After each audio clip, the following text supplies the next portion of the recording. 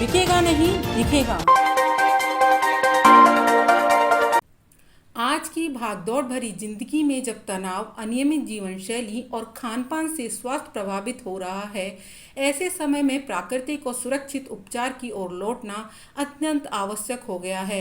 इसी उद्देश्य के साथ राजधानी जयपुर में यशराज आयुर्वेदा का भव्य शुभारंभ हुआ, जिसमें जोड़ों का दर्द, cervical, sciatica, migraine, slip disc, depression, blood pressure, diabetes, तनाव से संबंधित बीमारियां, स्टीम बाथ, पंचकर्म और चिरोप्रैक्टिक चिकित्सा का इलाज किया जाएगा। आयुर्वेद में लोगों का विश्वास बढ़ा है। ऐसे कौन कौन से रोग हैं जिसमें एलोपैथी की जगह आयुर्वेद से अगर इलाज किया जाए तो आजकल लोगों में बहुत ज़्यादा डिप्रेशन की समस्याएं हो गई है और शिरोधारा के माध्यम से डिप्रेशन बहुत हद तक जो है वो धीरे धीरे कम होता है और फिर ख़त्म भी हो जाता है। हमारे यहाँ कायरोप्रैक्टर पद्धति से main cervical, slip disc, sciatica, shoulder pain, knee pain, joints pain, इनका कायरोप्रैक्टर पद्धति से बहुत सरलतापूर्वक इलाज होता है। कोई साइड इफ़ेक्ट नहीं है इसका, कोई मेडिसिन की भी इतनी आवश्यकता नहीं पड़ती इसमें।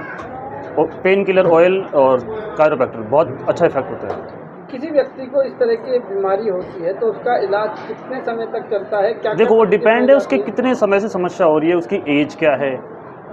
अगर 80 साल का है और 5-10 साल से तो थोड़ा सा महीने 20 दिन का समय लग जाता है, और अगर लेटर कोई साल 6 महीने से ये तो बहुत जल्दी हो सकता है, 1-2 सिटिंग में ही जो है वो ट्रीटमेंट कंप्लीट होता है। आज ब्लड शुगर की बीमारी सामान्य है। ब्लड शुगर वाले को जो है दूध से बनी हुई चीज़ और गेहूं से दूर रहना चाहिए।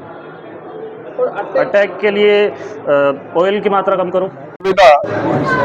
आयुर्वेद की चिकित्सा पर आधारित एक नए प्रतिष्ठान का उद्घाटन हुआ है।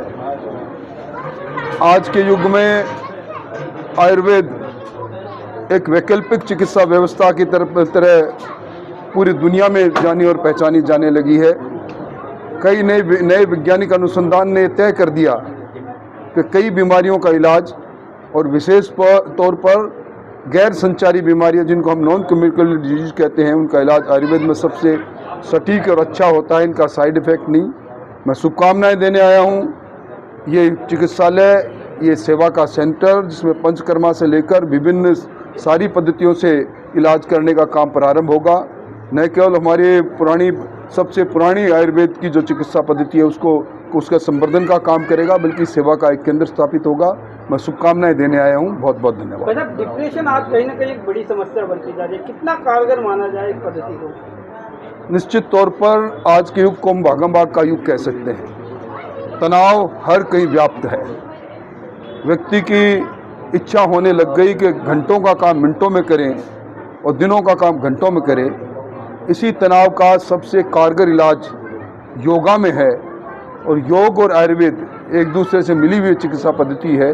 निश्चित तौर पर इस पद्धति से उनमें निश्चित तौर पर लाभ होने की संभावना है, इसको नकारा नहीं जा सकता।